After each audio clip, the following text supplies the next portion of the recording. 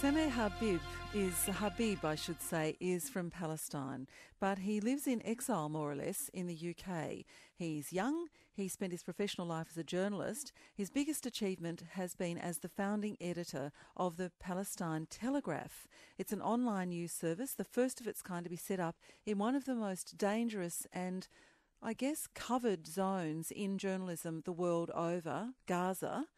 Sameh, good morning. Good morning. Thank you very much for coming in. First of all, tell me about the work that you try to do with the Palestine Telegraph. Well, I started my job 4 years ago in the Gaza Strip when I was a student, and then I was a normal citizen journalism. And then I started my blog, writing stories about the people, their suffering, and the basic humanitarian crisis happening in the Middle East and Gaza.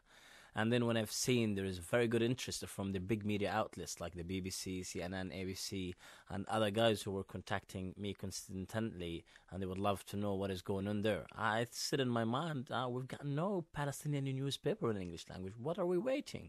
There is no government to fund us. There is no groups to give us money. There is no NGOs are interested in this project. And I have said, why not? I'm going to start it. And I've started it, and we have made a very big success in 1 year. 1 year? In 1 year time, yeah. We started it last March, and now we're in this March. And I started it when I was in Gaza, and I left last year to the UK. It's been a year in the UK, and it's been a year since I established it. How often do you publish? We do it daily now, and we've got some volunteers, citizen journalists. We've got 2 employees in Gaza Strip, some reporters in the West Bank, in Lebanon. We've got a reporter in Somalia, in Mogadishu, and another one in Yemen. And also we got worldwide writers from all ethnicities. We got Christians, Jews, Muslims, Indians, whatever. And it turned to be not only a Middle Eastern newspaper. The lovely thing about it is worldwide thing. We cover all issues. We cover from music to fashion to arts to politics. We're trying to create a new media alternative from Palestinian perspective, which is seldom and rare to find, really. Tell me about the practicalities of running a newspaper that has, at least as its nominal base, Gaza. I mean, can you have an office? Well, it's very difficult.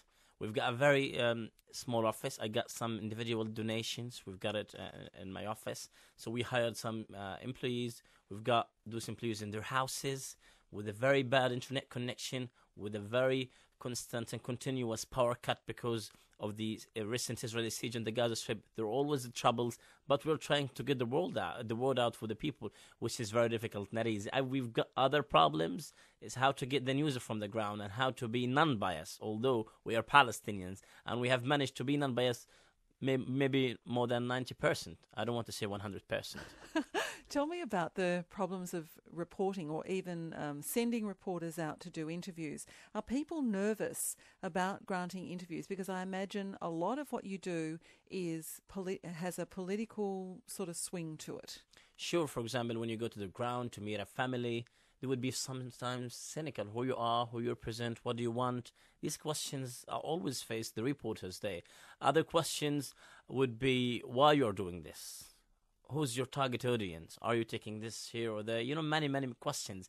And the most important thing about these things is how to get to the ground. For example, if there is an Israeli incursion or invasion in one part of the Gaza Strip, is how to send the reporters there. They would not be safe. I've got many friends who are injured. I've got a friend in Germany who got his legs cut. He was working for Reuters. And one of the Israeli invasions, artillery shell hit the car he was in. It's armored car. And he got his legs cut. And he got another friend who was killed. It's very dangerous to work as a journalist in the Gaza Strip. I was safe. I wasn't harmed, but I have managed to get the truth out. But unlucky others are still there reporting, and every now and then you get some reporters being injured while covering what is going on. Now, what is the Israeli attitude to the Palestine Telegraph? Well, that's a big debate. They are very unhappy. We have reported many, many things in which they were very upset, especially the issue of organs theft, which is very, very argumentative. We've got a news from Haaretz, which was Ukraine, and how the Israelis were accused of organ theft from Ukraine. We have brought this from Haaretz, and we discussed it. So some pro-Israeli websites in London launched a campaign against me personally, against my paper, saying this guy is anti-Semite. Although I didn't say anything about the Jews. I don't have a problem with the Jews, seemingly. And I didn't say my view, only we've reported this, and we said Haaretz said this. They forgot about Haaretz, and they started to attack me. They didn't get to the source. Also, we've got other stories that are not happy with, which is I've got some members of honors, some paronists and MPs in the UK, and they are not happy that these MPs are with me. They're saying these MPs are supporting this anti-Semite guy. Although till this moment, I'm inviting anyone to investigate what I do, what I write, and to see whether I'm anti-Semite or not. Seemingly, I'm not. I don't have a problem with the Jew. I myself a very big Semite and Arab. When you think about who you are aiming this publication at, it's an online news publication. It's in English. Who is reading it? Well, Australia, we've got big audience. We've got in the UK, we've got in America, we've got all across Europe. I don't have, and I'm very happy, Middle East audience. I'm not targeting the Middle East audience. I'm trying to tell the people who do not read Arabic, who do not know what is going on. I'm trying to be an alternative, which is really difficult without having resources. We've got big audience. We've got more than 100 to 150, 170, sometimes 200,000 monthly in a year time, which is really big success. I guess that the another big issue around, and it stems from the questions that you raised about the safety of those who are reporting for your paper. You've used the term citizen journalists, so a lot of them are not trained journalists.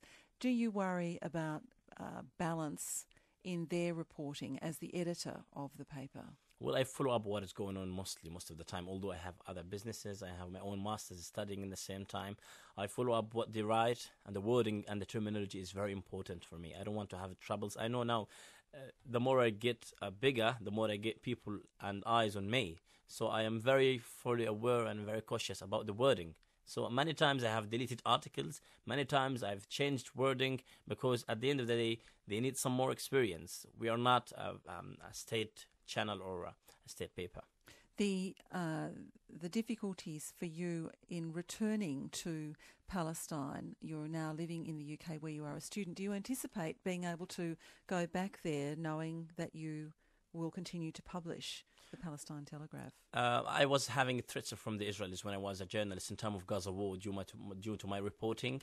I tried to go in December. I failed, but I'm planning now to go in June because I want to go and to report to see what is happening, to see my family. My mother is calling all the time. She wants to see me. And that's the reason I'm going back to my mother. Okay, thank you so much for coming in this morning, Sameh. Thanks. Sameh Habeeb is the founding